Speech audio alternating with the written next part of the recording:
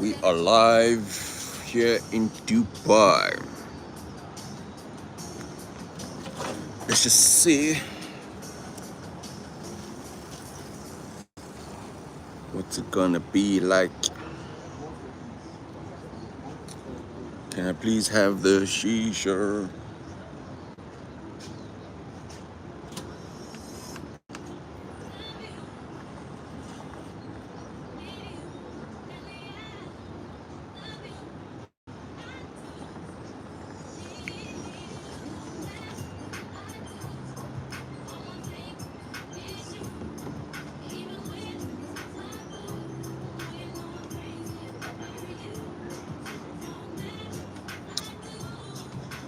Let's see. Is the chat available?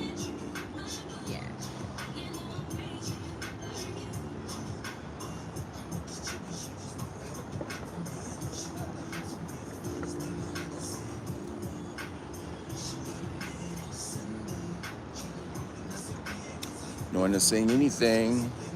Anyway,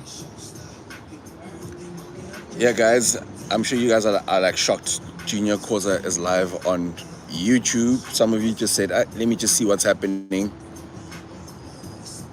You can greet in the chat box. You can like the stream. 2 minutes in Dubai already. You're glowing, Junior. You know the vibes. The air is different here. The air is good for the skin. You know what I'm saying, Gerald? You know Gerald is one of my other names, eh?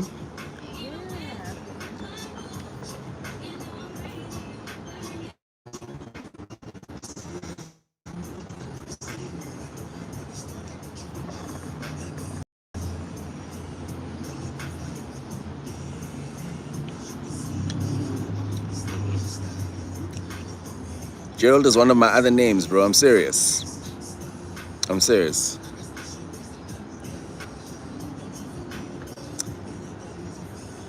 So we share names.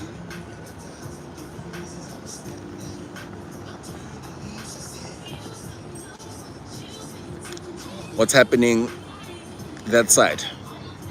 Where you at, actually? Where are you?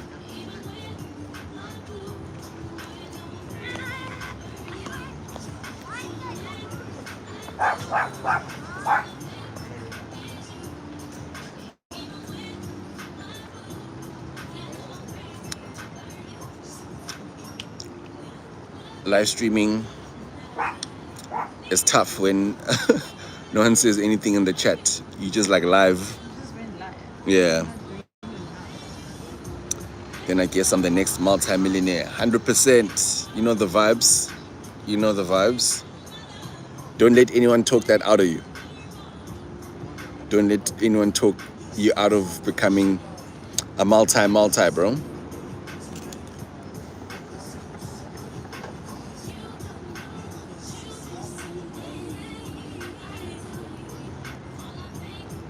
Top G, Unjani, Khotman. I'm all good. How you doing? Is it Zoleka? Zoleka, how you doing?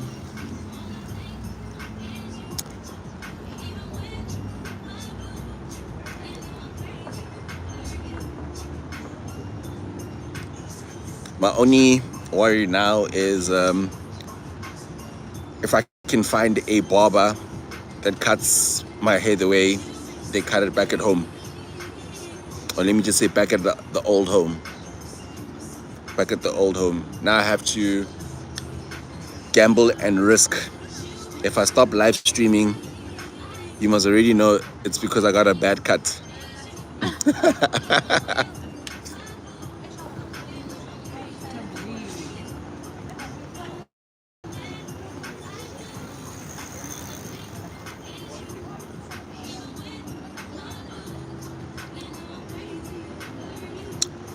You guys can ask questions, obviously growth questions, not gossip questions. How do you handle media pressure if there is one? I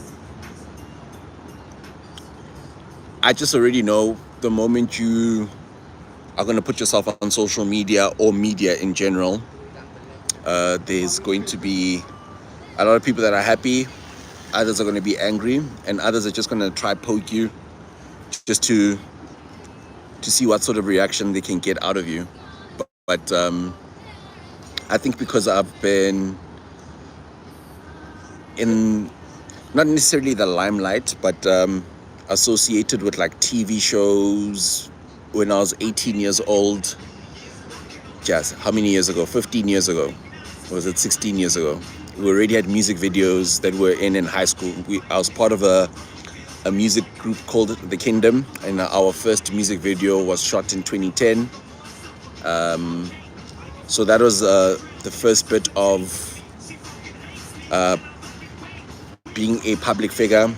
But then most of the time, I was always known through the social medias. So back then, it was we were using BBM, BlackBerry.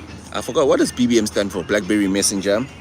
Then Facebook came, and Facebook, the original Facebook of back then, it had a cap of 5,000 friends.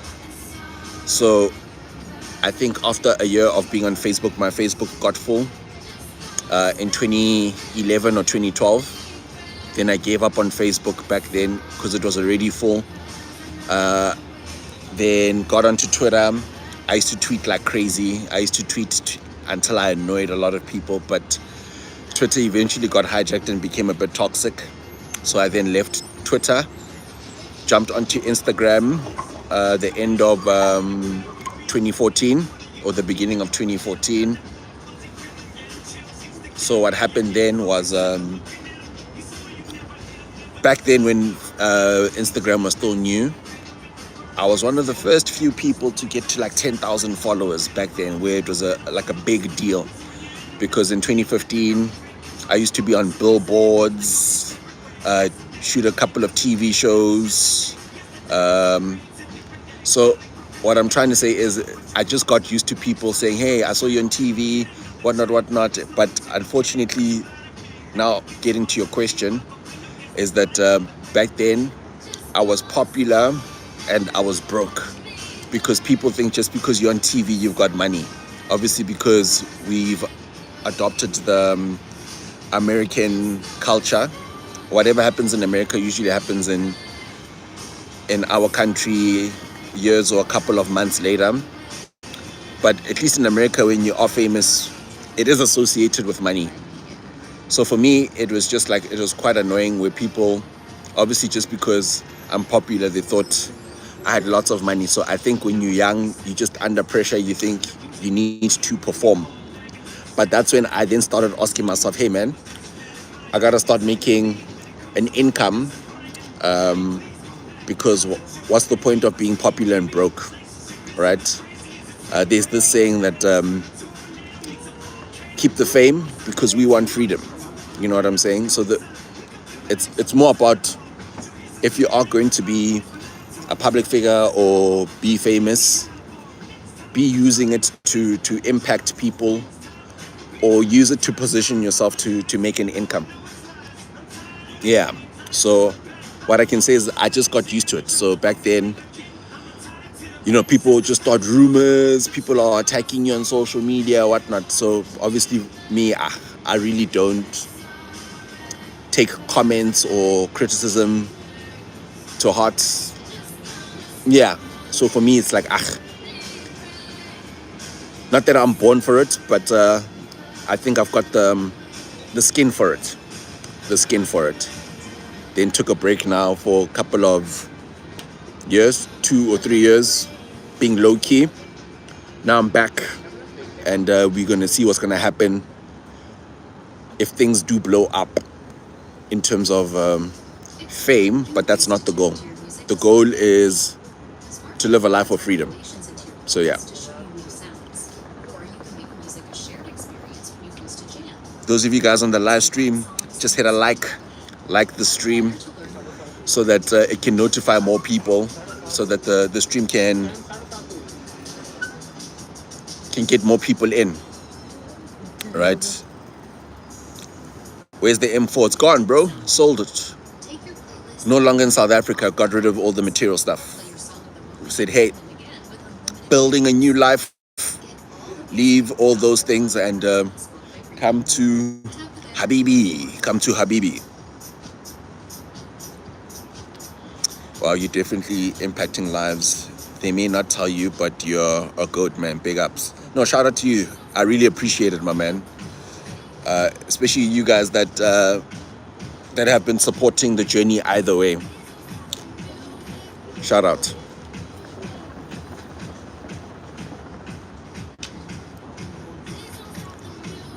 Material boy. Where are you from, bro? Where are you from?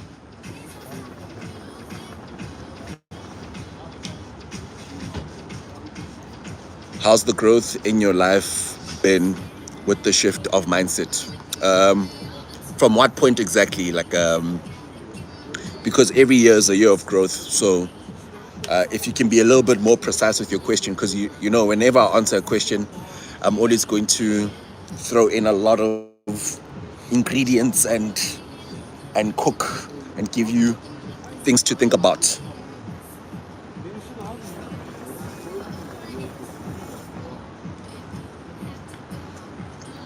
You're in Pretoria, all right. How's it there in Pretoria? The dream life, financially and mentally, bro. The thing is, it's like when it comes to financial, I think it's something that we're always confronting each and every single day. Like, for example, the mere fact that you're asking this question, it tells me that there's something that you are also asking yourself because you are interested in maybe building a better life for yourself. The only thing is that I was always asking myself about money, even when I was 14, 15 or 16 years old. The goal was always to be making money. It's just that obviously conforming to how society set us up, they hammer the school thing on us as if it's the only way to become successful. And I always share how I didn't do well in school. I failed matric. Not that there's anything wrong with education.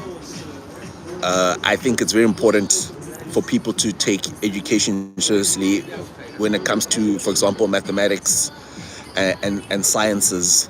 Because if you get good at math, I think ultimately you can just calculate, you can start budgeting your money, because you'll start understanding compound effect, how life is an algorithm. You should know simple mathematics, multiplying, subtracting. I know they've created like maths literacy and stuff, but as long as you can do like basic math. But life is math, bro. Everything's gonna cost money. So if you don't get good with numbers, I think somehow it makes making money a lot harder. Yeah. And then mentally, I think it's you build a strong body, which actually builds a strong mind, and a strong mind will help you build the fortitude to take on the world that is not designed to make you successful. And once you are mentally strong, it's a lot easier to become financially stronger. So you always want to become as strong as you can, physically, for it to translate into other things. So for me, gym has been the most important thing when it comes to how I take on life. It's the most underrated antidepressant.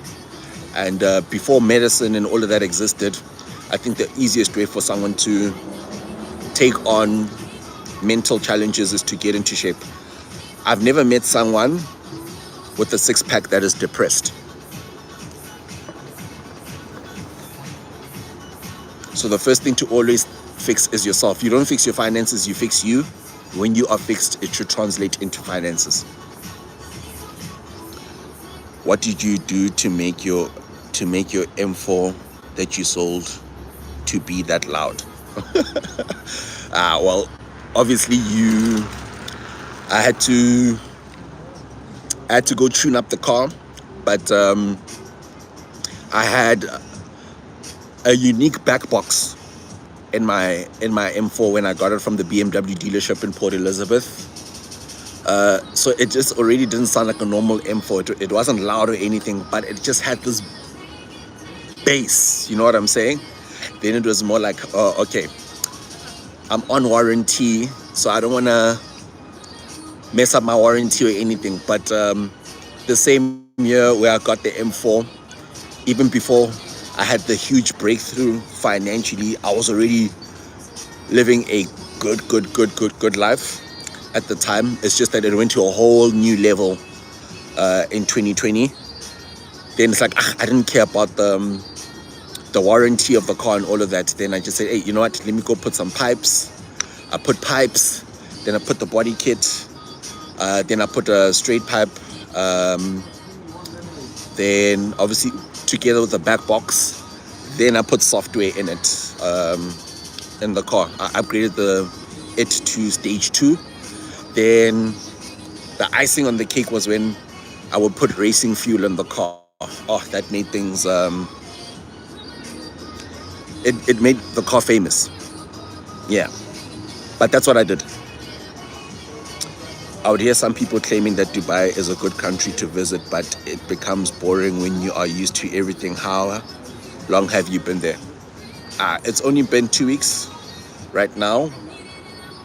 So it just depends on perspective right now.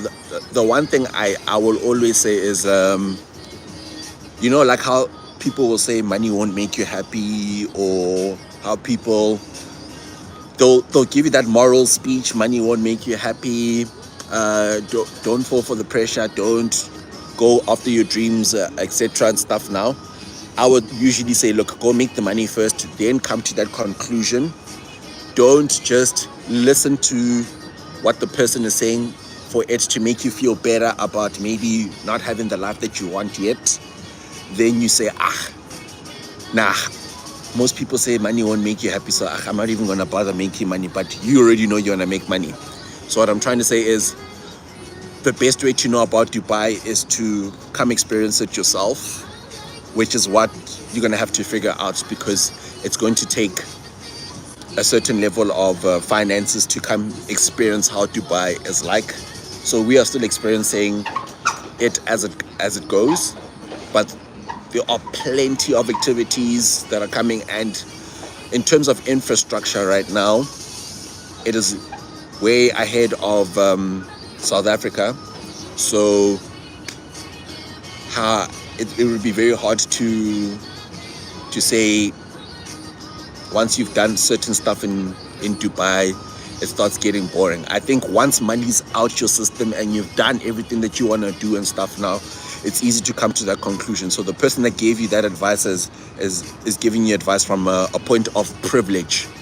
So that's why it's usually when you take advice, you need to ask for context, not just content. Context means what's the meaning behind what this person is saying, because that should already tell you in the back of your head, if this person has done everything in Dubai, it's like, geez, how much money did this guy have to experience everything? They went on yachts, helicopters, the hotels, the parties, they drove around with the cars, they went maybe skydiving, experiencing these hotels, all of these things. So those are life experiences. So that's why it's very hard to kind of like take that advice seriously. Whatever advice I'm giving is always from a point of inspiration, where I'm saying, hey bro, come to Habibi, bro, and come experience it yourself. Come experience how the cost of living, it is pricey, but they are very reasonable places. It's like there's room for everyone. Even if you are not wealthy or anything like that, there's a place for everyone here. It accommodates everyone. Obviously, we just know Dubai as the social media Dubai, but just like any country, it's got its how do I say this? It's got its poverty, it's got its middle class, it's got its upper class, it's got its ultra wealthy. Same issues, just different ethnicities, if I could say that. Yeah. Katlego, Chief, how are you? I'm all good, my man. How you doing? Good man, what happened to your old YouTube videos? I deleted them. Starting afresh. starting afresh. I know you said you maybe wanted to watch the cars and all of that, but yeah, the videos are gone, starting afresh, because yeah, the content is going to be different.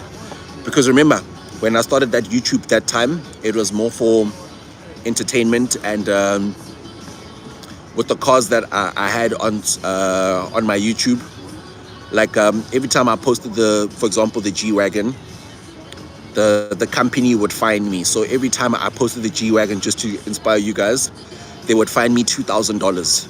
So I then made a decision to delete the content, because and also set up other income streams, because I didn't want a company to control my freedom of speech, or to be able to express myself the way I wanted to. So at least now, with other income streams, even though like the cause is out the system, my income is still great. Could have bought other cars, but I've always wanted to come to Dubai. So it's like, why buy the cars if I already know I'm leaving and stuff now? The whole point of life is to experience life. Like last year, traveled, we're in Miami, we're experiencing life in America. It really was a wake-up call that, hey, you know, sometimes making a so-called good income in South Africa, bro, if someone's got a good income in South Africa, what we perceive as a good income, it's you're brokey overseas. So that's when I realized that, man, there's levels to these things, and it's time to do other things. Like for example, now, like where we're currently sitting right now, there's so many people that walk past us that we know are wealthy, but they're not wearing anything flashy or anything like that. No designers, whatnot, but you can tell, like, okay, these people, they take their health seriously and stuff now. And just the mere fact that they're in this area, you already know they're making a lot of money. So also the way we define success is usually through materialism, which is a bit unfortunate, because to the wealthy people, it's actually, how do I say this? It looks like people are projecting. They want to define themselves with material things, and that's not how you should define yourself.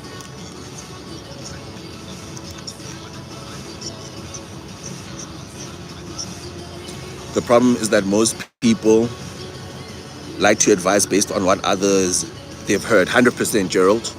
100%.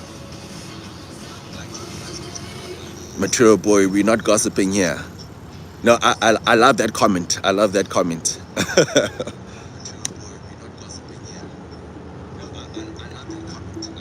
Where is the M4 and the Porsche? Calvin, I did answer this question now, but we sold all the cars and building a new life in Dubai. So all the material stuff is gone. It's gone. It's gone.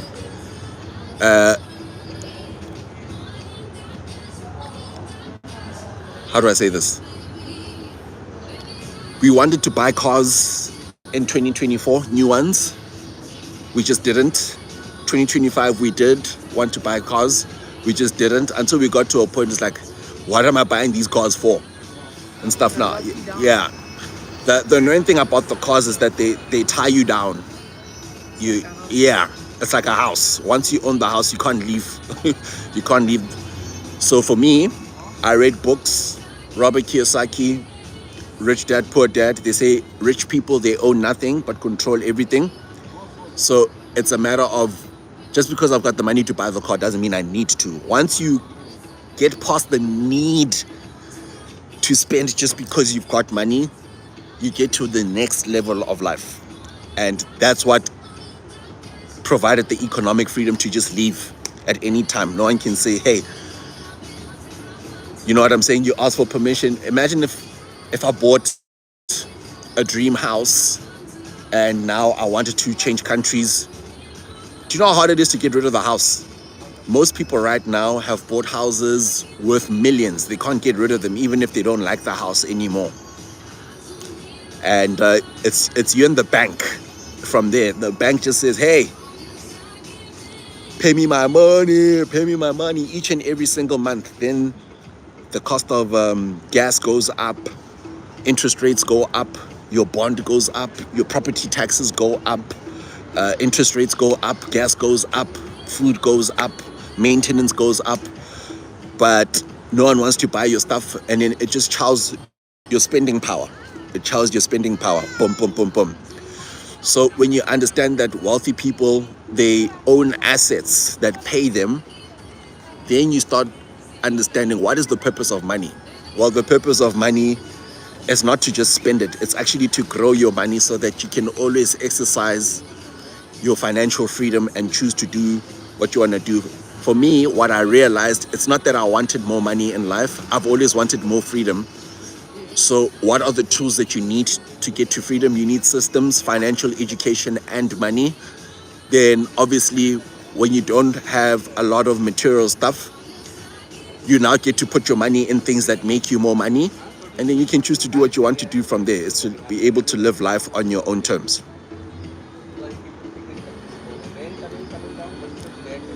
Freedom, 100%, bro. 100%.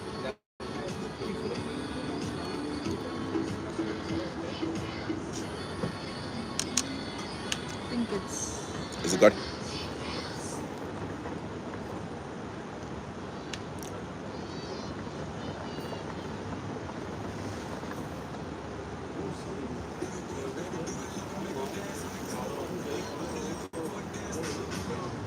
What's your take on affordability and maintenance? Be more specific, my man. Be more specific. Affordability and maintenance, like what? Give me a situation, like affordability for what? Because affordability just depends on who you're asking.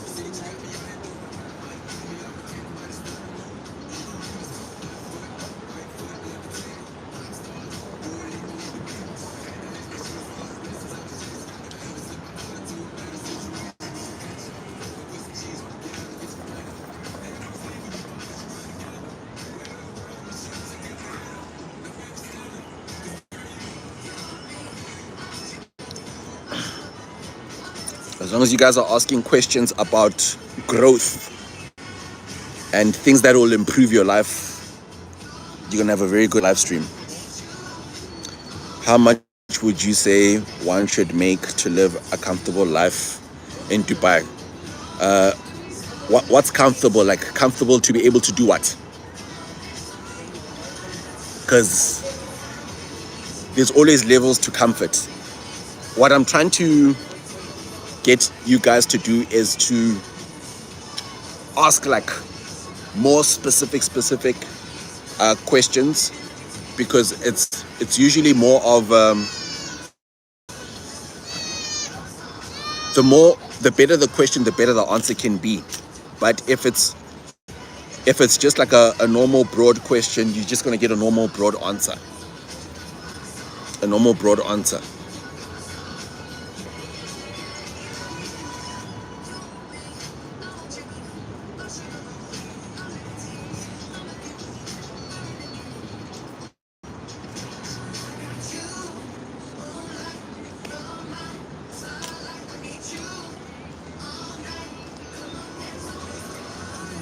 Okay. Are cars cheap in Dubai compared to South Africa? Yes, they're cheaper compared to South Africa. I don't know if you already know that I think there's some sort of mafia in South Africa that has made sure that they add all these taxes and tariffs on cars that get shipped to South Africa. So you'll find that a G-Wagon in South Africa will probably be 6 million or 5 million. I think it's 5 million right now. But if you come this side, you'll probably get the same G-Wagon for 3 million.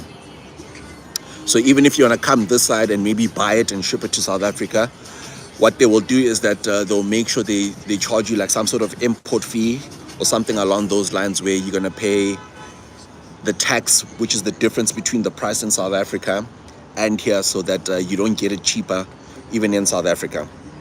So it's like whoever is buying cars in South Africa is technically getting ripped off. When I say comfortable, I mean a similar life to the one you had in South Africa. $20,000, 350,000 rands a month, and I have to get good with the dirhams. How much is dirhams? 350,000, $20,000 in dirhams. $20,000 in dirhams. What's $20,000 in dirhams? I have to divide it by 3.5. 10,000. No, I'm lying. 60,000 dirhams. 60,000 dirhams a month. So the language of money, you see, you have to get good at knowing different currencies and all of that, especially, yeah, about 73, yeah, roundabout.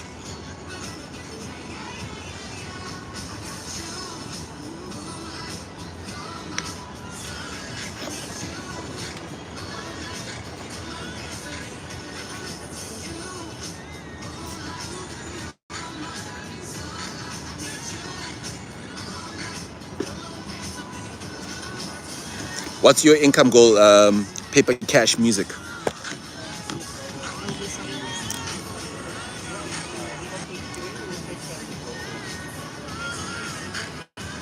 Yep.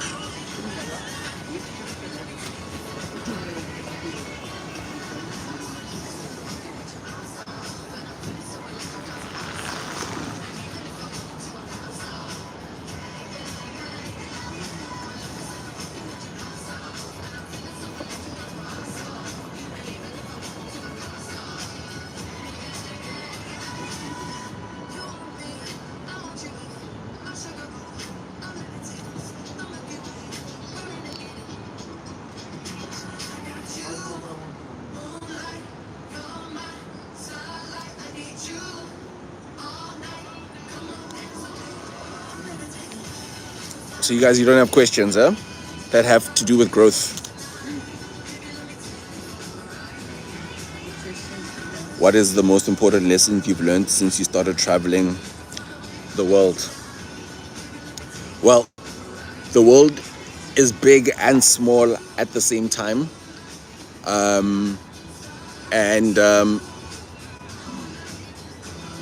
do I say this?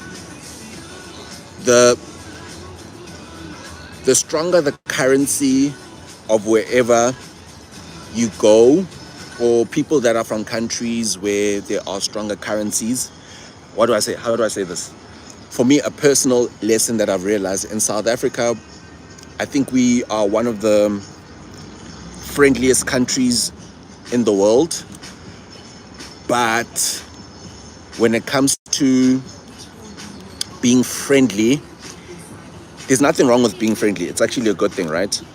But what I've realized is that people are more ruthless and less compassionate, and people are just a lot more ruthless overseas.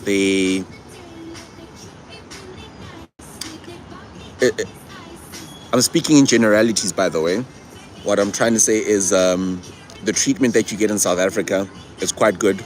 When you go overseas, bro, everything's transactional. Everything's transactional. So it's like the more money you make, the more power you have, and the better people treat you. And it should inspire people to make more money. Just make more money. You need to make a whole lot of money. Yeah. Whenever you travel,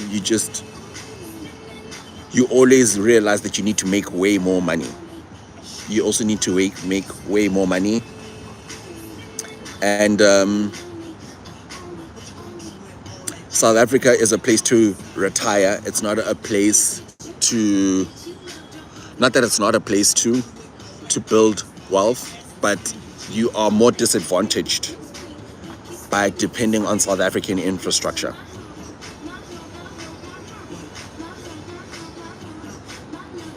Hey bro, just to be real with you, I've been focusing a lot on the gym, work and studying and trying to level up in those areas.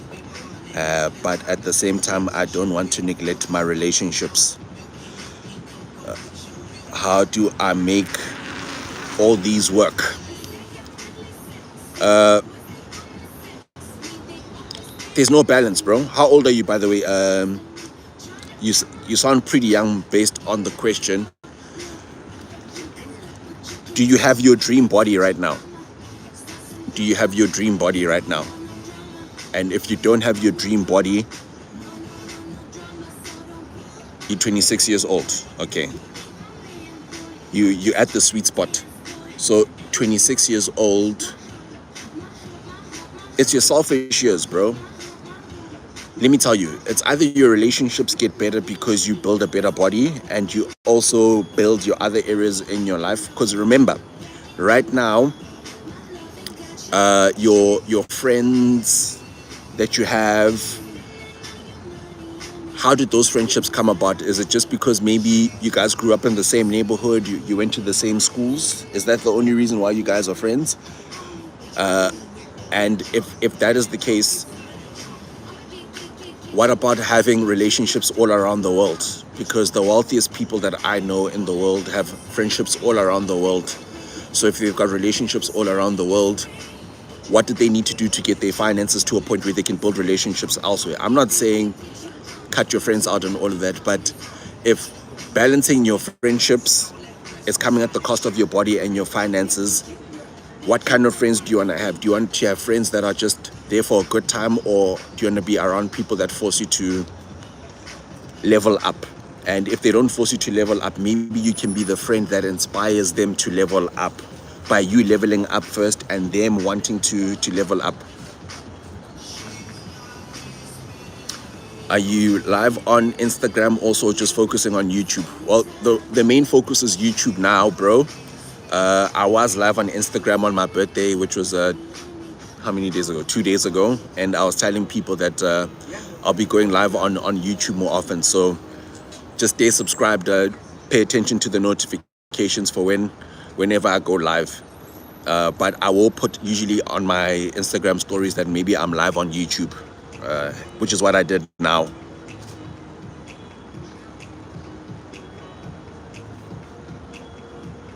So, CEO, I hope I answered your question. You can still follow up again with another question. Gamo, hi Gamo.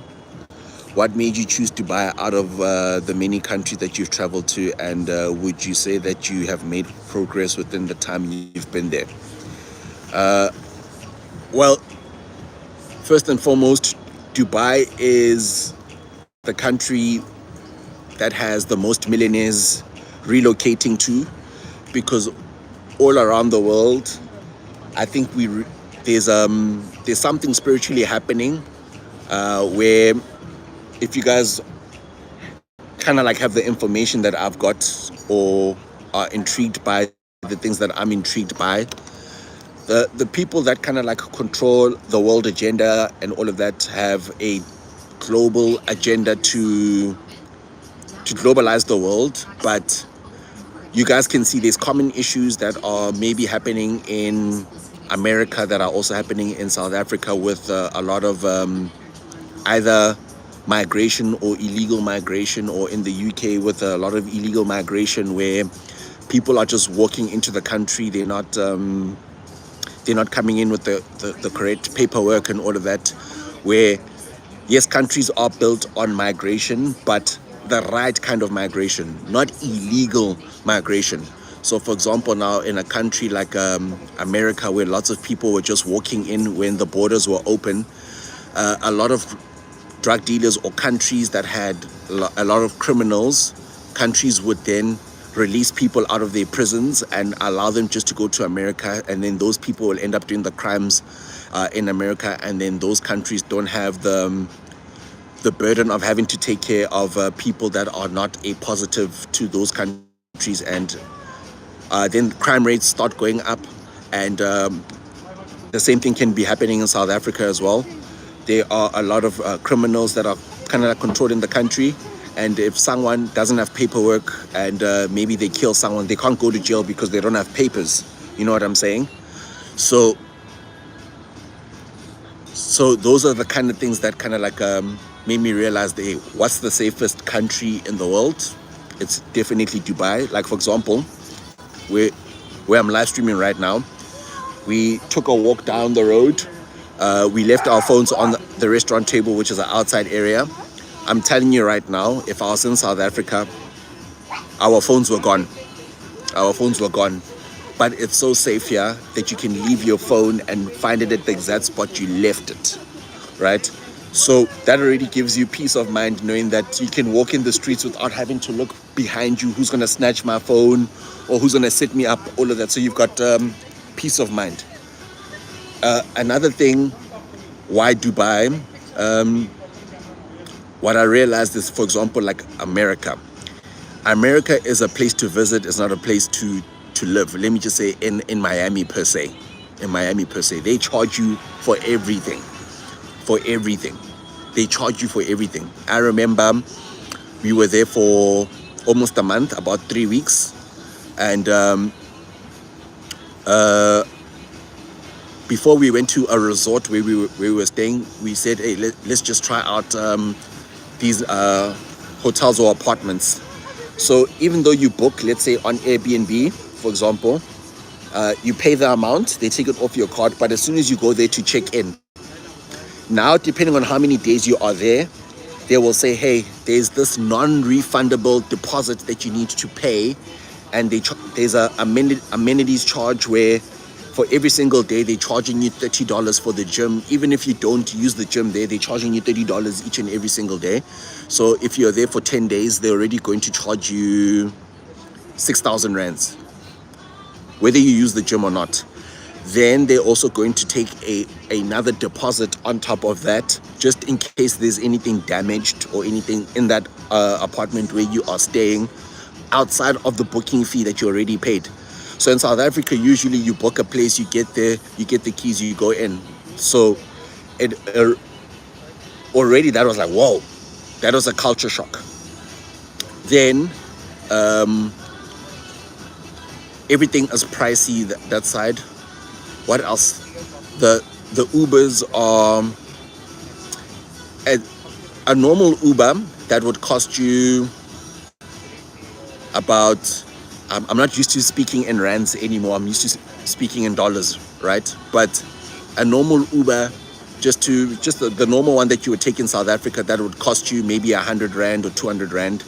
It's going to cost you $35 in America, which is about 700 rand for the same shorter distance, but you'll pay more. And then if it's peak time, Uber prices can triple. So you can go from spending $35 for the same Uber trip that you spent maybe either going to the mall, and then when you're coming back from the mall, if it's peak time, they can charge you $110. So you'll end up paying like 2,000 rands. Yeah, I think it's done. Yeah.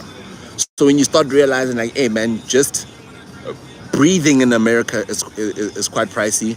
And if you go there with your normal lifestyle in South Africa, in America, you're in for a rude awakening. You actually realize that, hey, I'm actually not good, right? But then Dubai is more like, because there's so much construction happening here, there's so many people that are coming here. A lot of people also come this side for tax benefits. Dubai, the tax rates are literally almost 0%. I know that they are going to introduce a bit of taxes now, but there's you pay no income tax in Dubai, and you can. So imagine coming to a country where you don't pay taxes, income taxes, and it's safe. Whereas either in South Africa or America or the UK, you get taxed, but there's no free healthcare. There's still crime, all of those things. So a lot of people would want safety and security. So a lot of people that are coming for better lives or better opportunities are moving to Dubai, and you want to be positioned there. Yeah, because you then start seeing what are the people that are making a lot of money doing here, and then you can start learning the things that we don't think about in South Africa.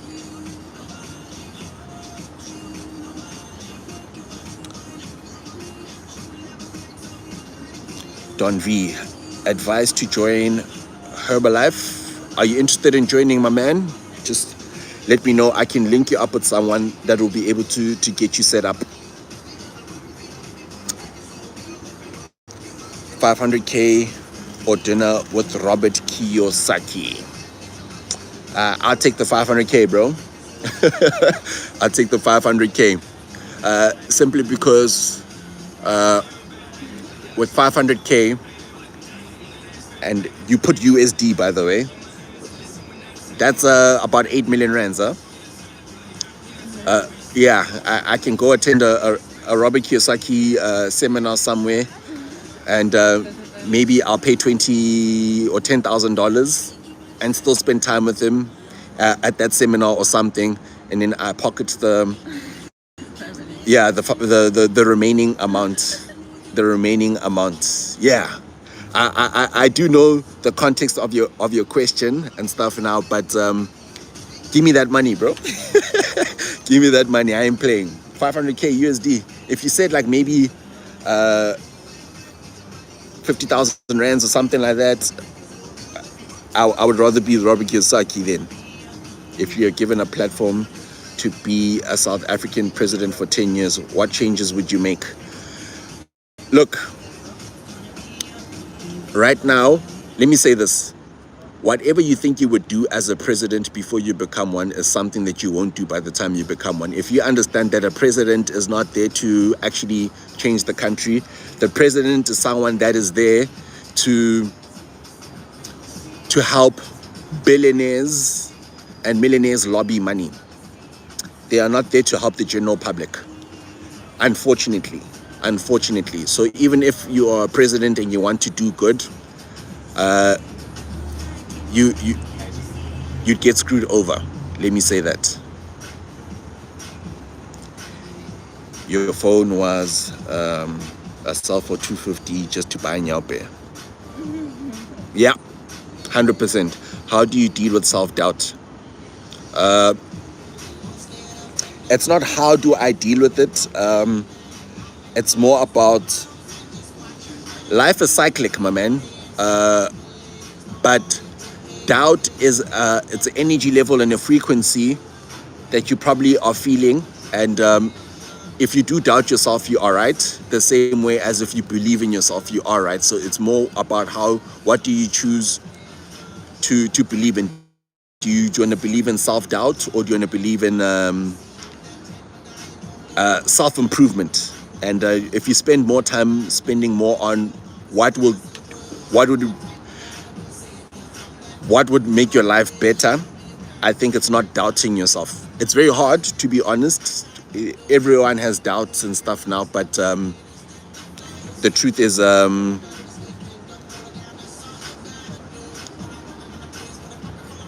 spending time doubting it's just going to cause more, it's going to give you more reasons to doubt things even more.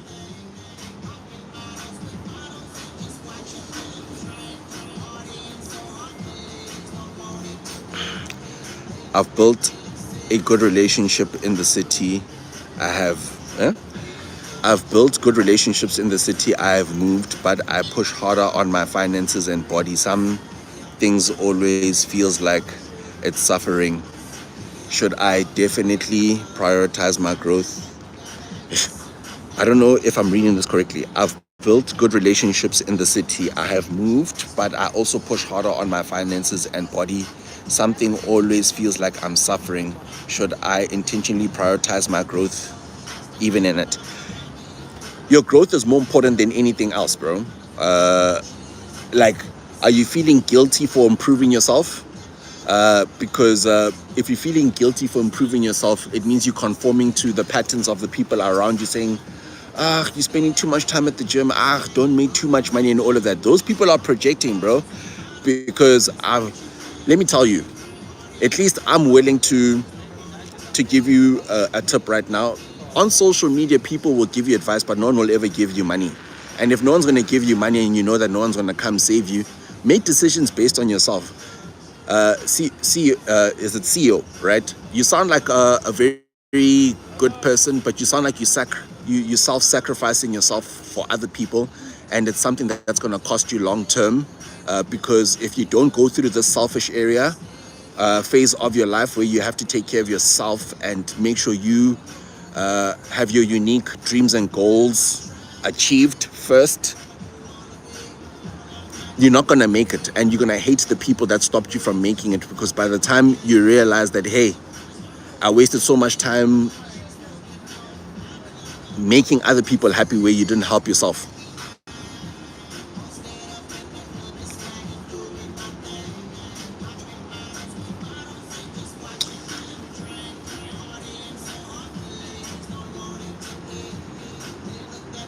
What advice young guy to join Herbalife? I don't give advice. The question is, why would you want to join? Because it sounds like you're interested in joining. Why do you want to join? What's making you feel like you want to join? How are people in Dubai? Is it the same as back home? It's a lot of tourists, and not that people are not friendly or anything, but everyone minds their own business here, kind of like, because usually you'd hear on social media, go network, go talk to people and whatnot. The people that have made it in life are not there to just be either networking or giving advice. If they're networking at the events that they want to network at. But what I'm saying is, no one is just waiting to just be networking with anyone, if you get what I'm saying. But so far, the people here, obviously to get to this country, you have to be vetted and stuff now. So it's generally people that want to do more out of life. So, no, nothing negative so far.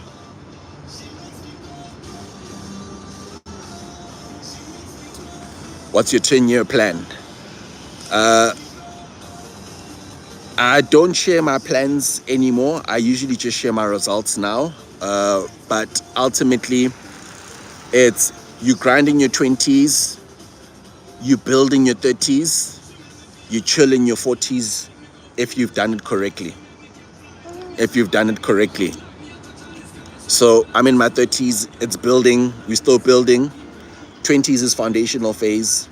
So yeah, means some relationships weekend. I tend on taking a lot of risks on myself. What mindset do I need?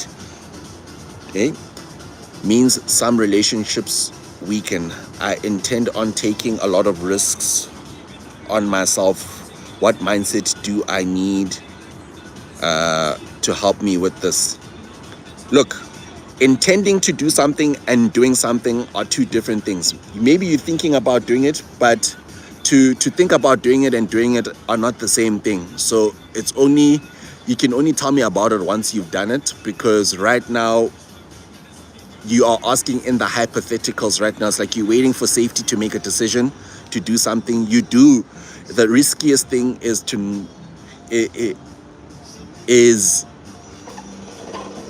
how do I say this? Safety is now the new risky, and risky is now the new safety. If you're not taking risks, you are not safe. What's your take on journaling?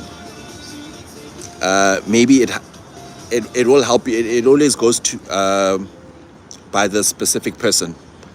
But journaling seems to be working for a lot of people. So journal if it's something that you're interested in doing.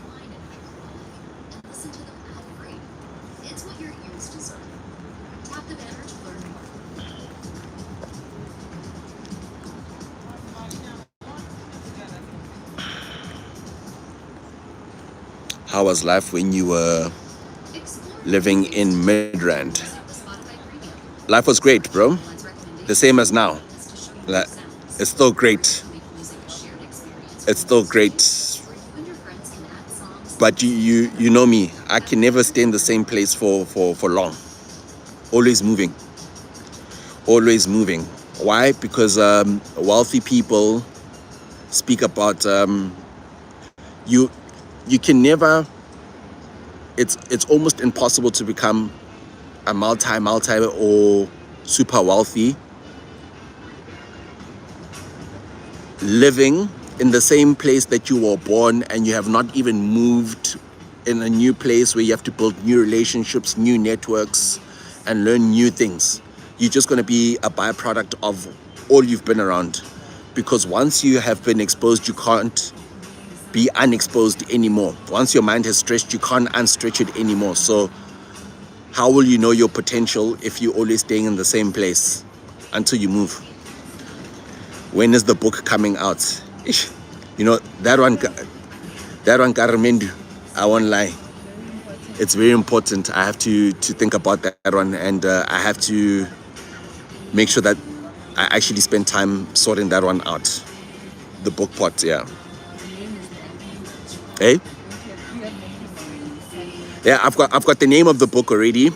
I'm just not gonna share the name because the name of the book is so good that someone's gonna steal it. So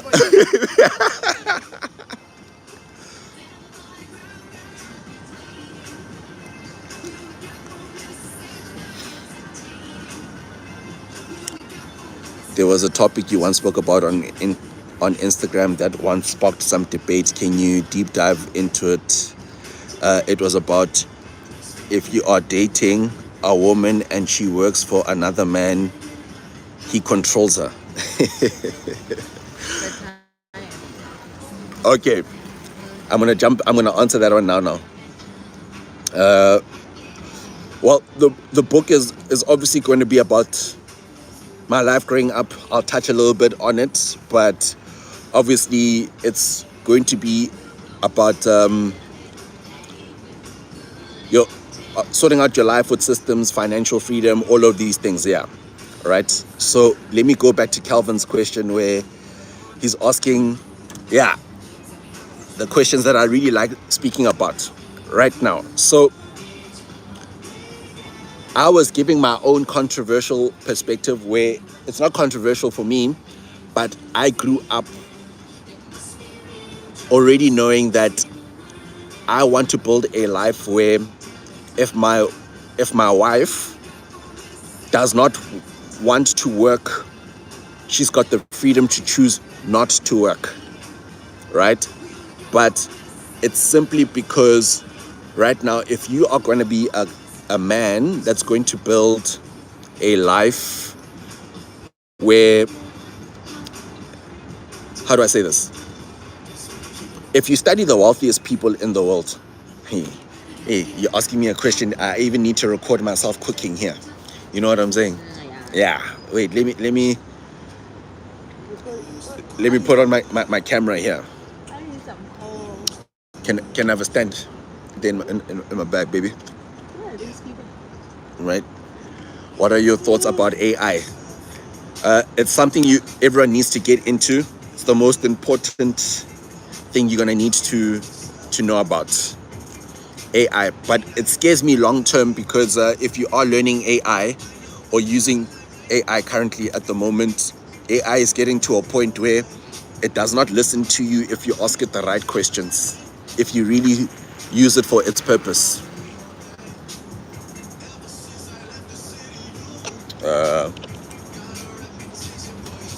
All right. Let me read this question again. There was a topic you once spoke about on Instagram that sparked some debate. Can you dive deeper into it? About it was about dating a woman, and she works for another man, and he controls her. Okay, so basically, I was saying, for me specifically, because my answer is not a one size fits all.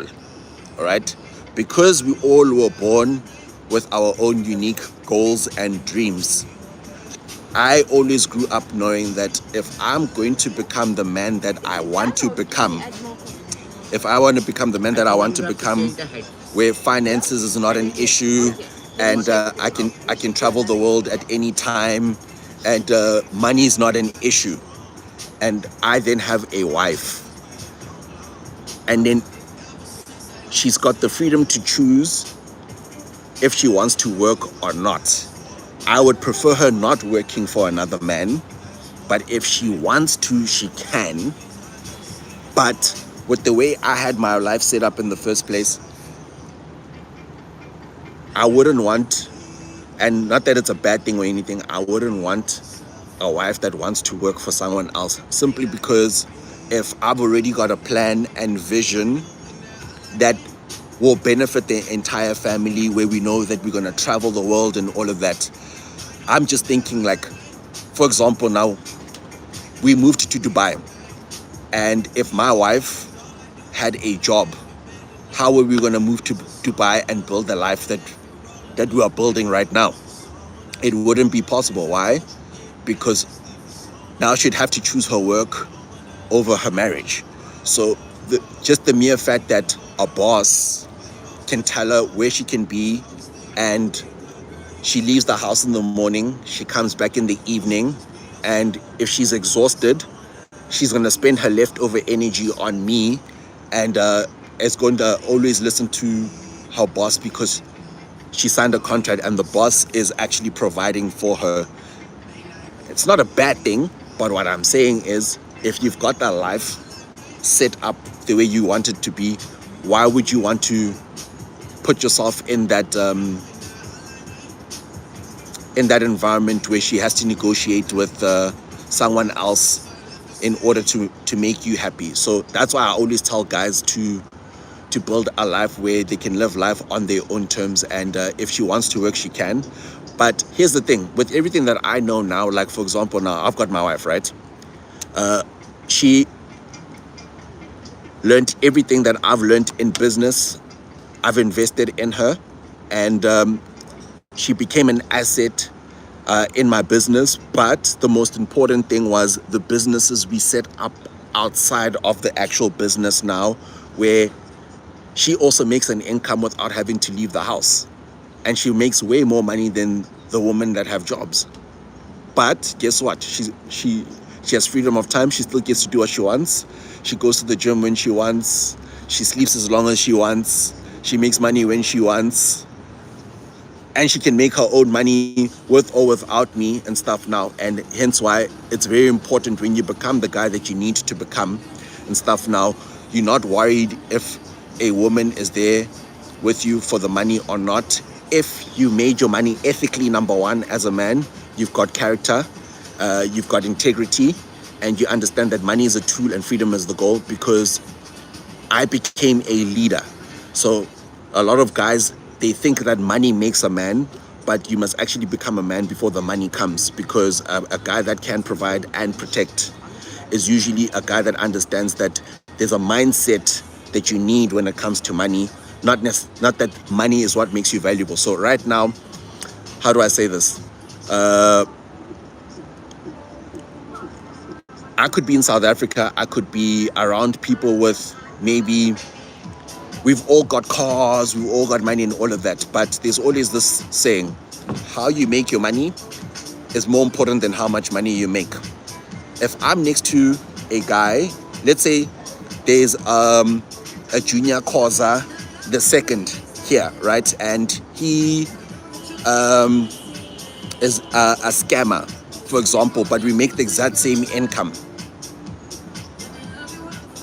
That person understands that how he makes money. He does not sleep at night knowing that this money, I can build wealth with it, because if I'm crooking people to make money, there's something called karmic debt. There's something that's coming around to take away how you are, because how are you going to get away with stealing money from people long term? Yes, it can work for you in the short term, but long term, how's that going to work for you?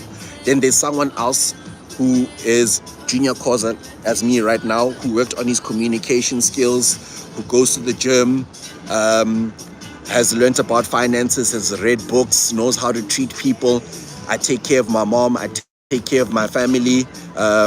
You know what I'm saying? I can control myself. I'm not a slave to, let's say, for example, my sexual urges or anything like that. I'm not controlled by my feelings, and I'm stoic and stuff now. It's not the money now that makes us both valuable. It's that, no, both of us were supposed to be making money, but there's actually one person that worked on things that money can't buy. So money can't just be the only thing, you know what I'm saying? So what I'm saying is, never work for money, work to learn how to build the infrastructure.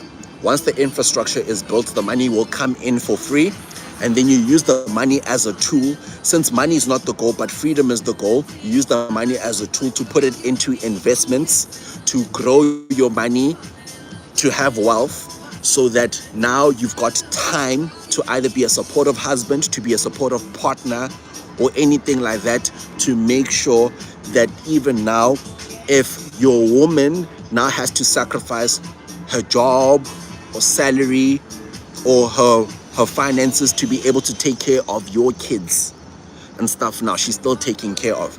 So when I then started asking myself, if I'm going to be a businessman traveling and I've got a wife that's got a job, she's going to have to take my kids to nursery school. I just know the way I grew up going to nursery school, it wasn't good, especially in the nursery school that I was in, because some of those kids were mistreated by the people in those daycare centers and stuff now, because I would never want my kids to either be influenced by people outside of our core family issues and stuff now. And if your woman or wife is going to be a reflection of you, I'm going to become the best version of myself so that my partner can reflect that. Because if she's going to be raising my kids, I know that someone that's taking care of my kids is also equipping them with the right information, and is also going to make sure my kids don't have the normal education that they have, because wealth is not taught at school, it's taught at home. There's educational inequality, not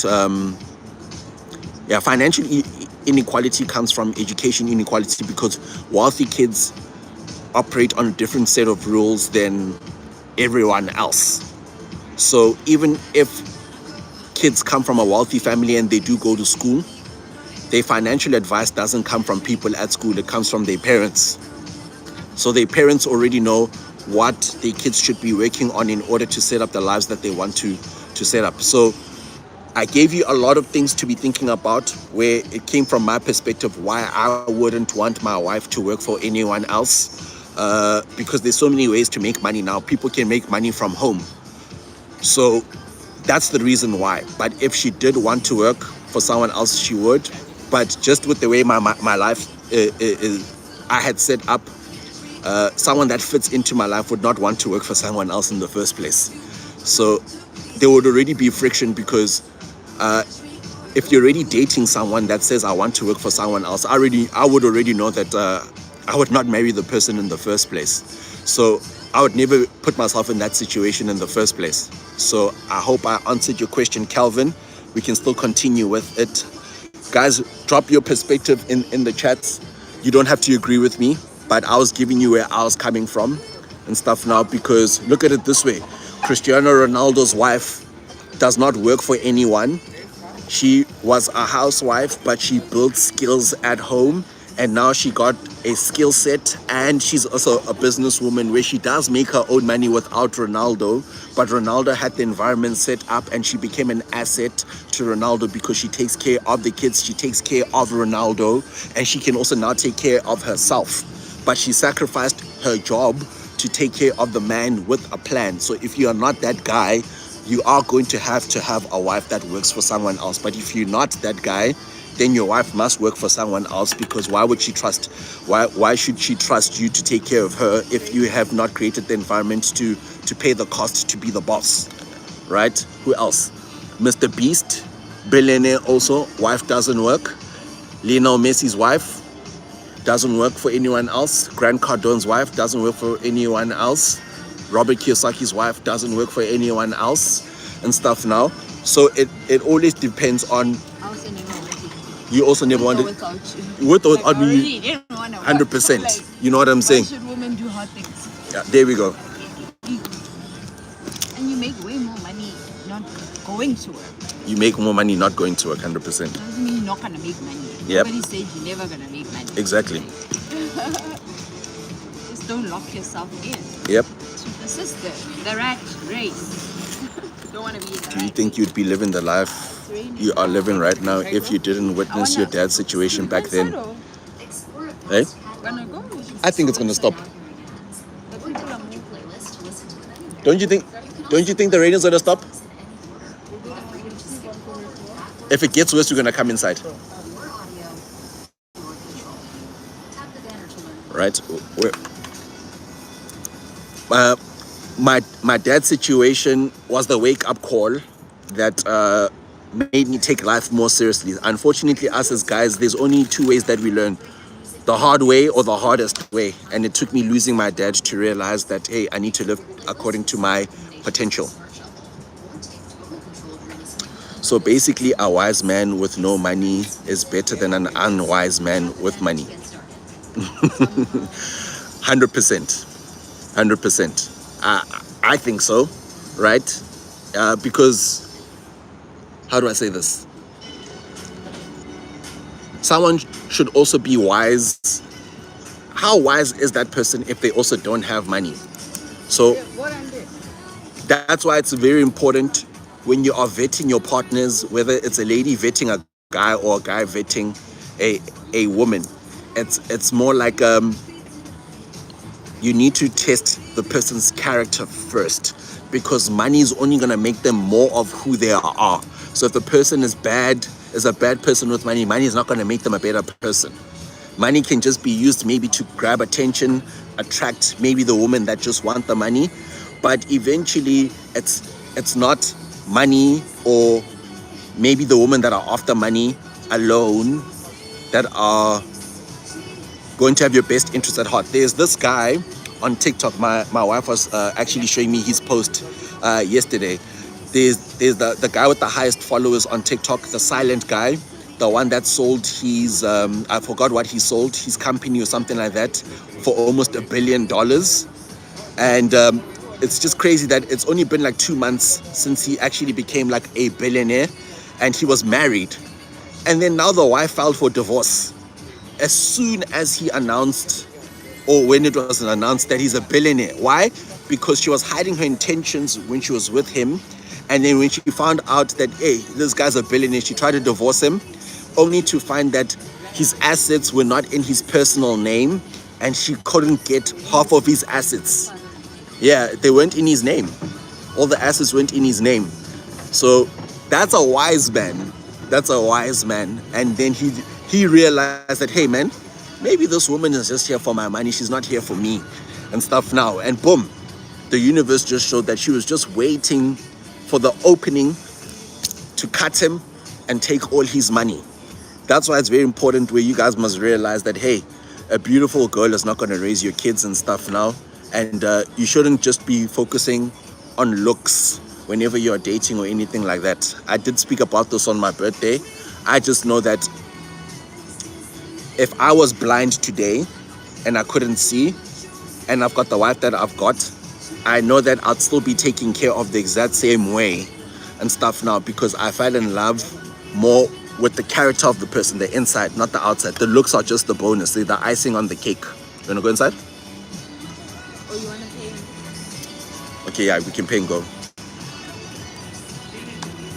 Hello? You can get the bill. Yeah. Are you going to homeschool your kids? 100%. That's what I'm working towards.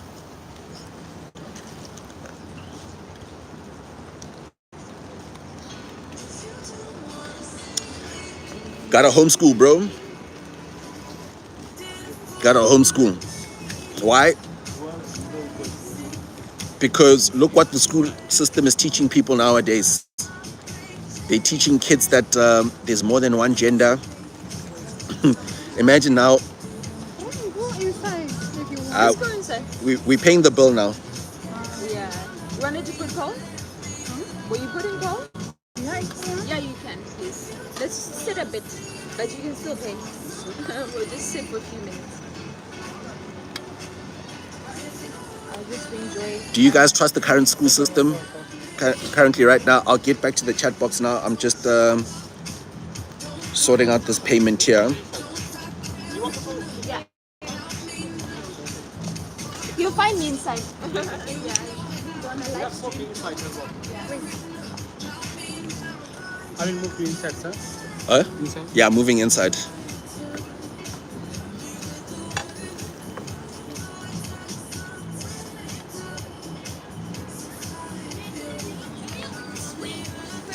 Top 1% only.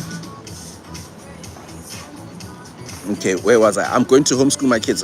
You guys should be, these are the things that you guys should be thinking about when it comes to long term. When you are, you need to think about the problems that you're going to have even before the problems arise. You can't only start thinking, I need to make money only because you've got a girlfriend. If you're eventually going to get married, you're going to have marriage problems in terms of finances, where kids are going to need to go to school, diapers, all of those things, etc., that you're going to need to take care of, school fees, all of these things. You can't only be thinking about them only when you are deciding to get married. I thought about all those things long before that, right? I'm just going inside so I can go back to the chat box to see what I missed.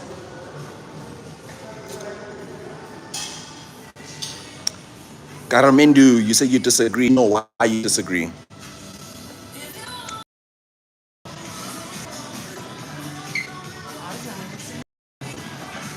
Wi-Fi is spanning. It's reconnecting. Okay, I'm still good.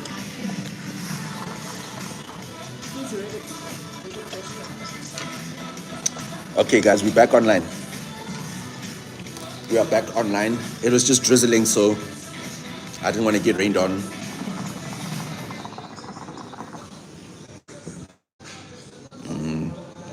You say way more valuable stuff than those gurus, Khotman. You should start making short form videos. Is to become that guy. Top 1% only. How did you learn your communication skills? Well, that's the nice thing about network marketing. It forces you to talk to people. And when you talk to people, your communication skills automatically become better because you have to learn how to sell. Knowing what you know now, what would you have done differently after making your first million? I would have put it all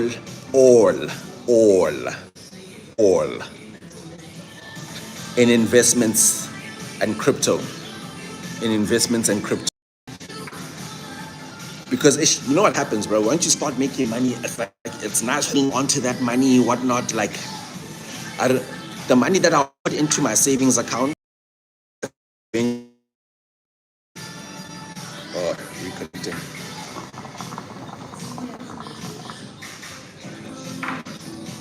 Since you're living in Dubai and adjusting the economy, that's behind. South Africa's always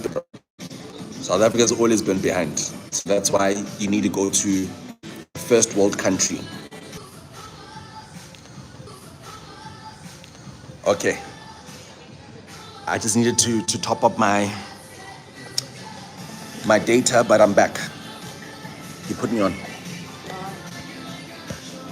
Are you guys still there?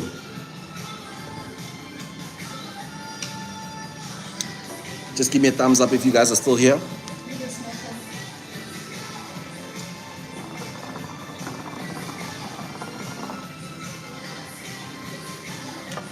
Are you guys still here?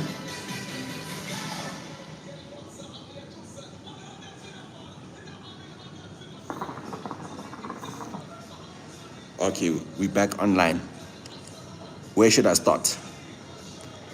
Where should I continue from? Retap the questions. I'm starting afresh because I know I went on a rant, but I don't know where we were at. How much must one make to be considered rich in South Africa? $10,000 in South Africa, you're considered rich, but not wealthy. So $10,000, over 150,000 rands per month in earnings.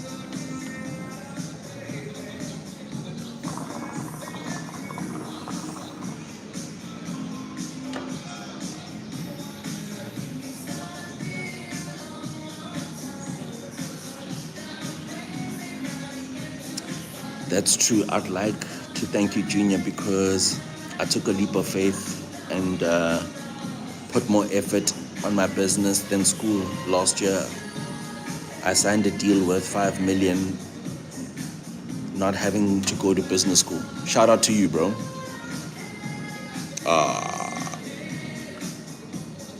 No sound?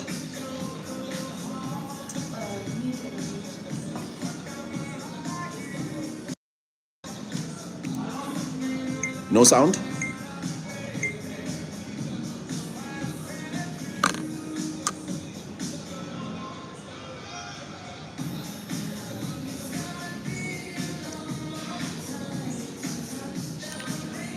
Out of all options you had, what made you choose Coach Nina? What stood out about her?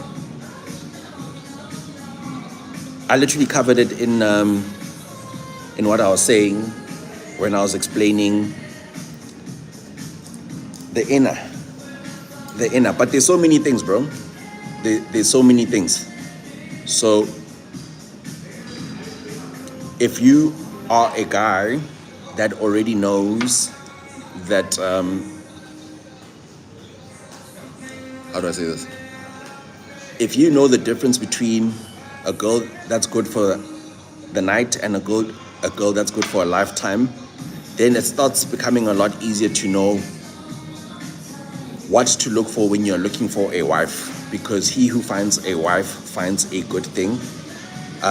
A wife is not made, a wife is found. So if a wife is found, who do you need to be that guy to know what is a wife? Because a lot of people are just getting married and giving girls titles that I don't think they should have. Not judging, but what I'm saying is, if you're going to be making a very serious decision about who you're going to be spending your life with, a lot of guys don't really think hard about it. They just speak more about the heart more than anything else. But you need to think way more deeper about what you need when it comes to. Let me just say this: if I had not met Coach Nina, I still would have been single. I'd rather be alone.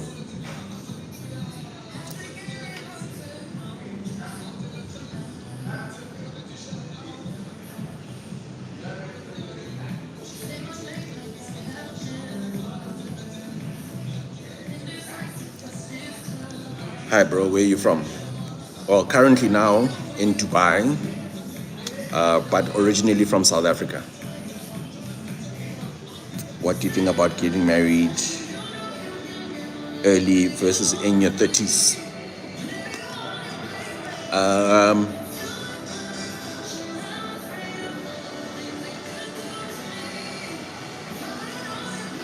What do you think about getting married early versus in your 30s?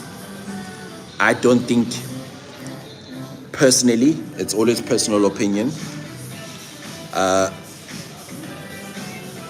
guy that has not worked on his either potential, where he's taken risks, become wiser, and all of that gets married early, you've put so much weight on your shoulders, where it would be good if maybe you and your wife are working on the life goals together. But if you wanna have a better chance of having a better marriage from what I know from the advice I got from my uncles and my mentors is getting married in your 20s is just not a good idea for a guy.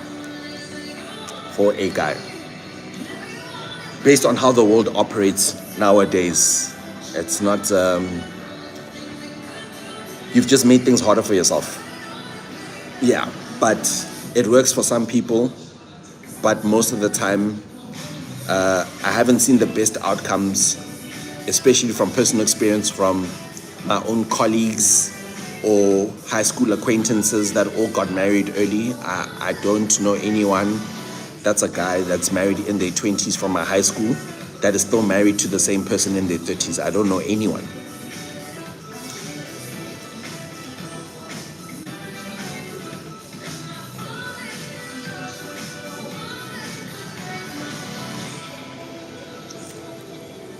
Knowing what you know now, what would you have done differently after making your first million? I would have invested my money even more. So it's like it's more important to know, even before your money comes, where you are going to be putting your money once you start making a lot of money. So I always knew that I was going to be putting my money into crypto. The only thing I was doing is that I wasn't putting a lot of money into crypto, but I did put some money into crypto, and it did pay off. Then I don't regret buying the cars. I did want to get them kind of like out the system, but it's not that the cars were a goal at first. I did want the cars, but what I'm saying is the G-Wagon was just bought out of ego, not that I really wanted it. I was already flipping happy with the 135 and the M4 at that time. I didn't need more cars or anything like that. It was out of boredom and just the mere fact that I could. So I just know I would have had way much bigger investment portfolio if the amount of money I spent on cars was just put into investments or expanding my systems.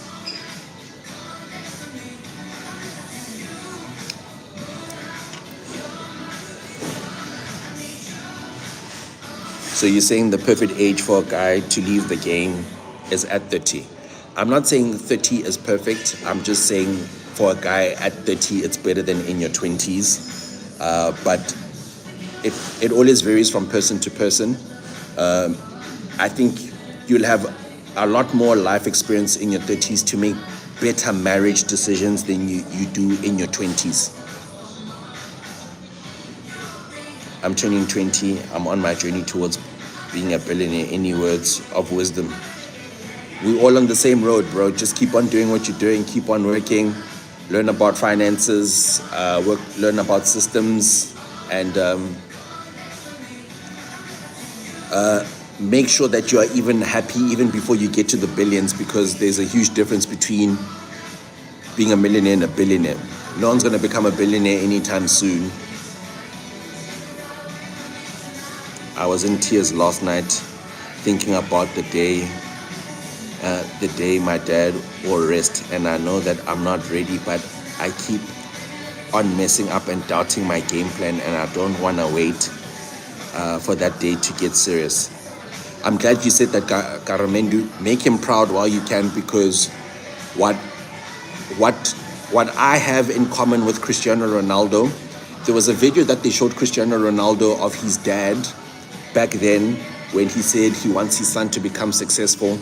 And this is when Ronaldo had just become a billionaire, and Ronaldo started breaking down and crying, just wishing he could show his dad the life that he created. But his dad passed away before he made it. And that's what I have in common with Ronaldo, where my dad didn't even get to see me buy my first car. He never got to see the M4. He never got to see the G-Wagons or the life that I've got now. And I wish my dad just took his health seriously at the time. And I think he did me wrong by doing that, by not taking care of himself. That's why I take health seriously. That's why I take my health seriously, because I got robbed time with my dad. Yeah.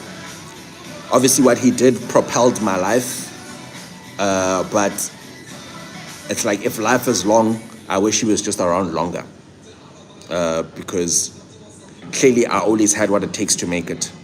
So I just speeded it up only when he was losing his life, but it was going to happen either way.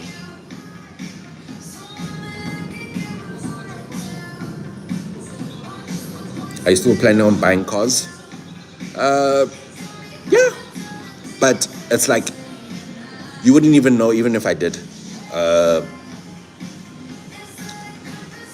I'm back on my game plan that I had, where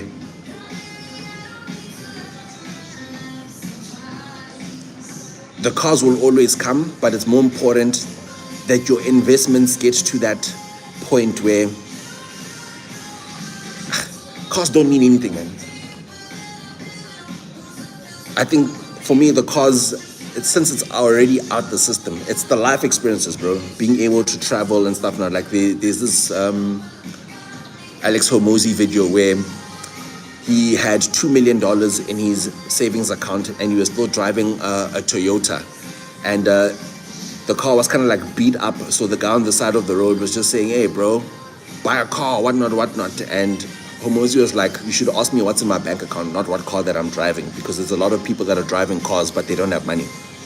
So, yeah, unfortunately, that's, if you guys really study how many millionaires there are in South Africa and all of that, and you start realizing that, no, man, don't be cooked based on what you see. Because wealthy people, you actually don't know how they make their money and how much they're actually worth.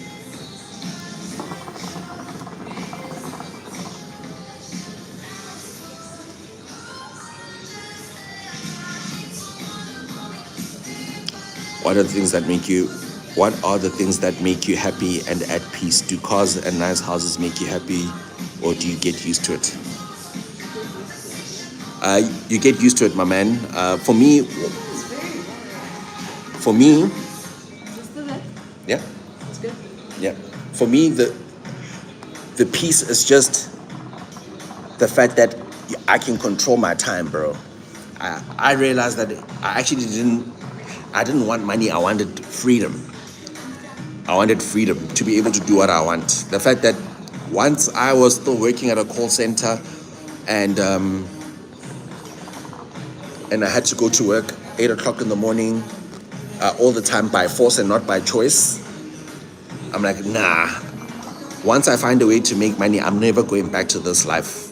So what the 9 to 5 taught me, it taught me what not to do. Right? And it inspired me to work even harder. But I still needed to do it because it was the only way I could make money at that time.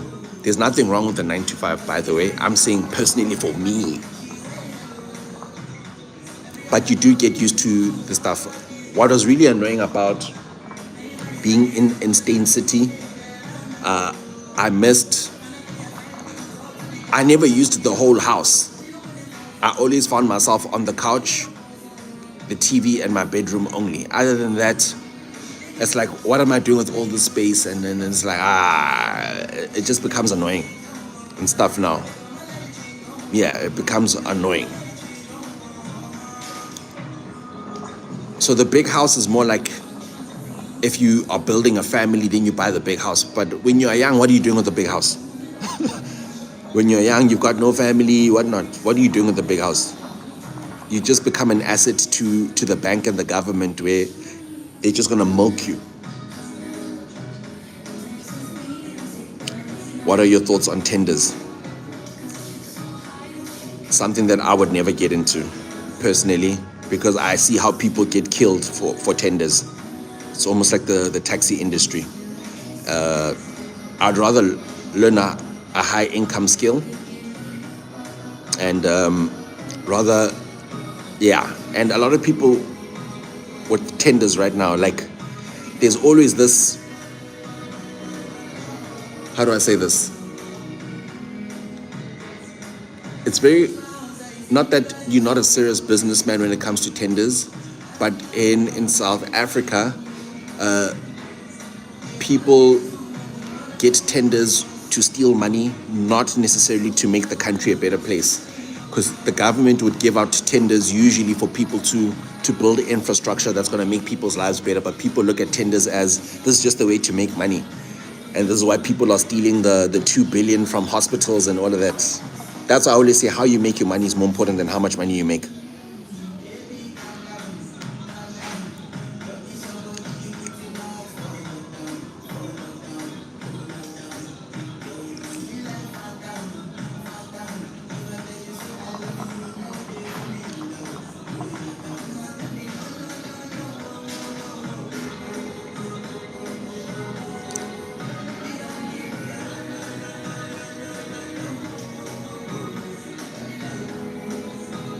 Are you still planning on buying cars? Not for the same reasons I bought cars earlier.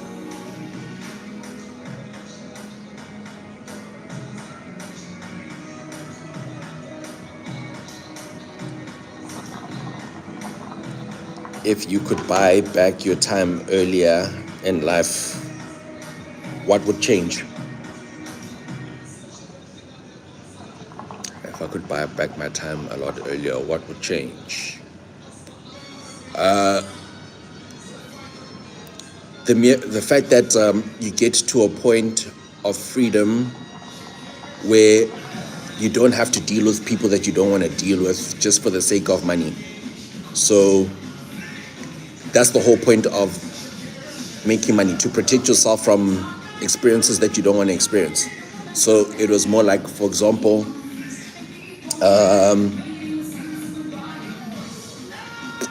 there were a lot of people in my industry that I don't want to deal with just because I'm making a lot of money in the industry and stuff now, because you just don't like how they screw other people over just to make an income, especially at the higher levels in the rooms that most people won't get into. There are a lot of toxic people at the top that don't give a damn about you guys that I'm giving all this nuggets and value to right now. They look at you guys like ants. Have you ever seen when there's a colony of ants on the ground and you just kill them like this? That's how they look at human beings. They don't look at you as people. And that's why you guys need to make a lot of money to protect yourself.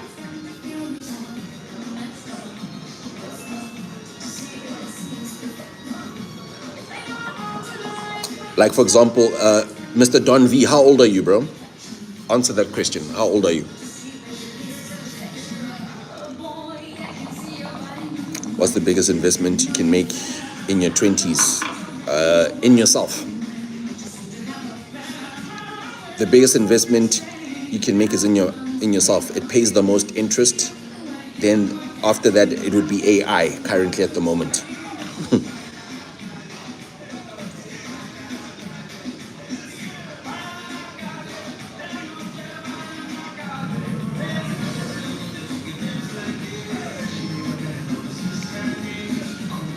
What were the reasons for buying the cars you bought before? Well, the M4, it was just a goal first, but the G-Wagon, it was just ego. So imagine your ego making you spend millions. When you start thinking about what you would have done better with the money, there's always something better you can do with that money and stuff now. So you guys don't really understand freedom, to live life on your own terms. To live life on your own terms. We live in a consumer economy right now where as soon as money's made, we think we must buy a car. No one is thinking assets, taking care of my mom, taking care of my family, putting my money into investments, and let my investments pay me more money than my business. Then I can do whatever I want.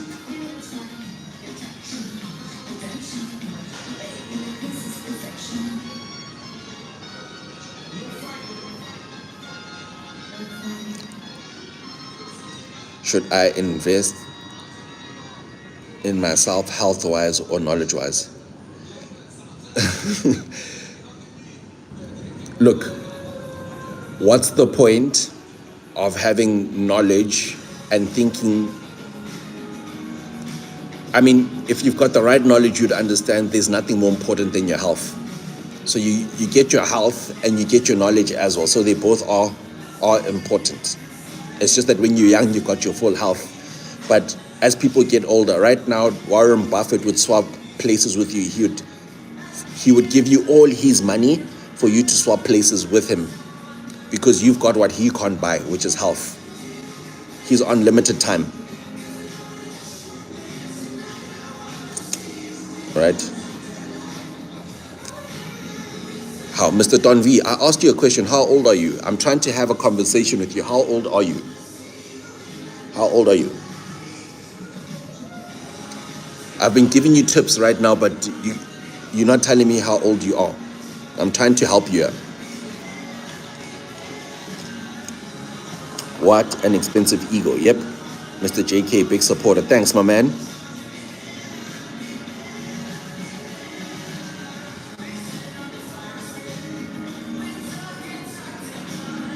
Would you consider uploading your YouTube video with your uncle and try exclude the videos of Herbalife? I think I deleted them. It's not that I even just like took them off. I think I deleted them. But a video with my uncle, I've got it on my phone. I would upload it.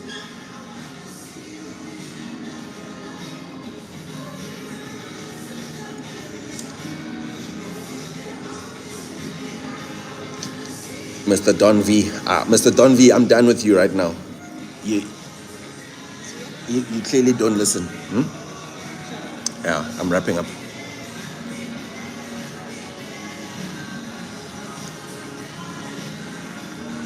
What are your thoughts on South African Forex traders? In what way, bro? In what way?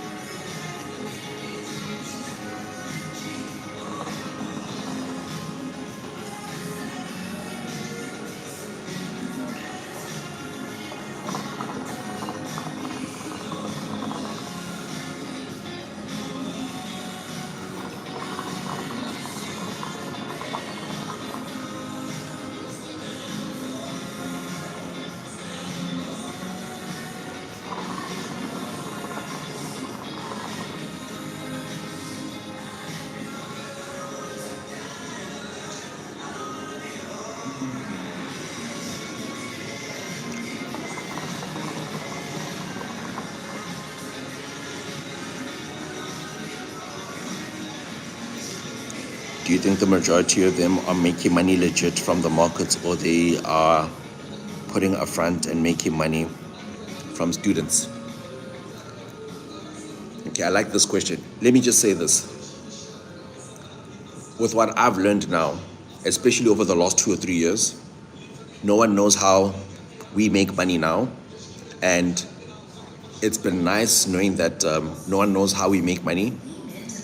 Because wealthy people, once they are making money, they wouldn't want to tell everyone, because if everyone is doing it, then the opportunity then goes away. So if someone says, I'm making money, I'm going to teach you how to make money, it's the money that they make from the registrations that actually funds their trades and not actually them trading. So I'm only giving you the answer based on the way you phrased the question. But that's in every industry, a lot of industries.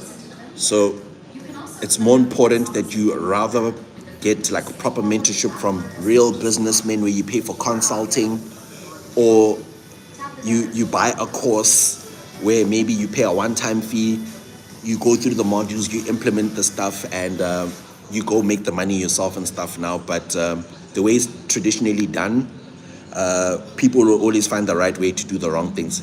In most industries, by the way, this is not just about Forex alone.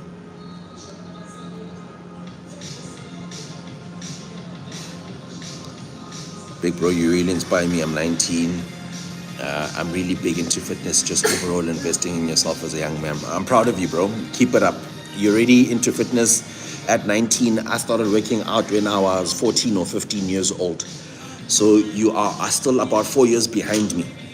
But I didn't know the importance of nutrition and all of those things when I was 19. So you can still get better results even though I started at a younger age than you.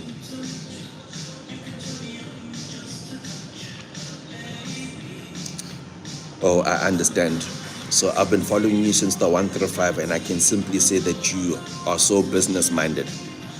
I really appreciate that.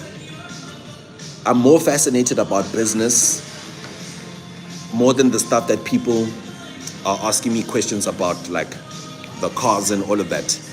It's like you gotta respect the man more than the money, guys.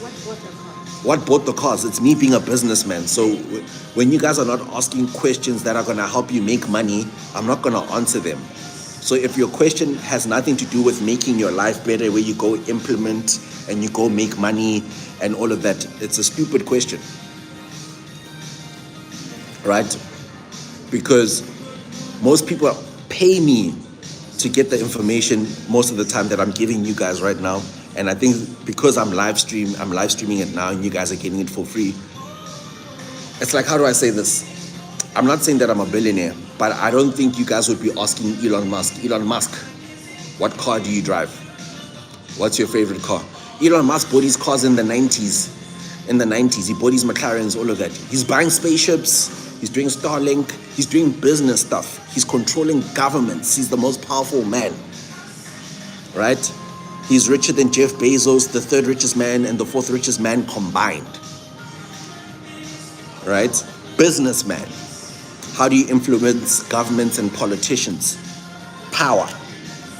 That's where my mind is.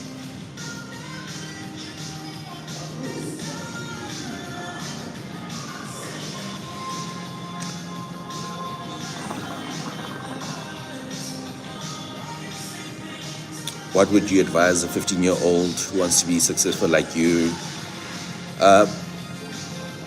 Right now, just start documenting your journey right now from you being 15 and just document your journey until now, till in your early 20s, either focusing on a business. Then by the time you turn 22 or 23, you'll be way further than me because you have it documented, and maybe you'll upload it on your social medias and you can take people through all the stuff that you've done. That's your shortcut. But the times, look, I'm giving you the answer that can shorten your learning curve, but the time still needs to be put in anyway. You said that rich people view us as ants and consumers. We make money to protect ourselves. Could you please expand and educate us on how rich people touch with normal human beings right now, that they don't consider you as a human being right now? And if, let's say, for example, now I'm in meetings with powerful people that are making lots of money and stuff now, and I come with ideas to help the youth and stuff now, they don't care. They don't care about you guys. They always gonna think of you guys as people they can exploit.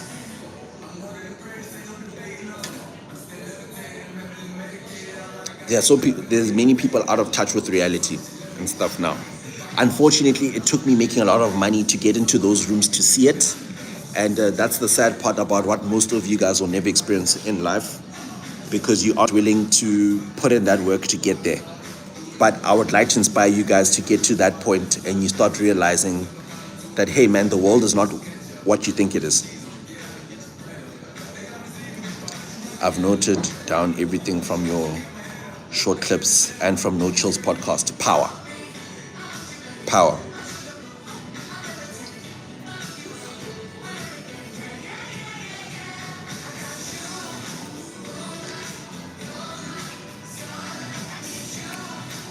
We are asking the right person the wrong questions. Thank you.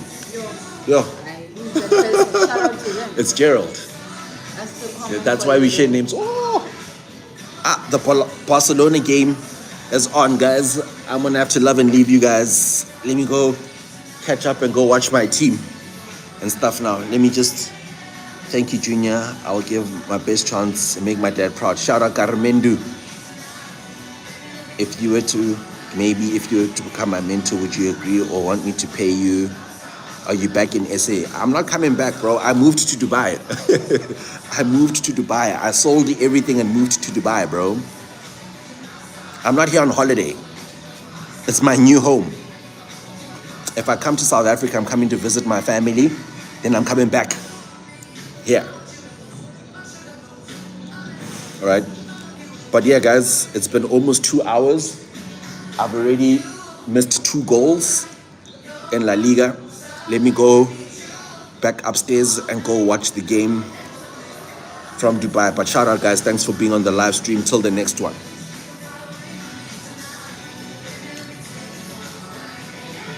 But Coach Nina the GOAT. Yeah. No, it's Duda. Yeah. Shout out.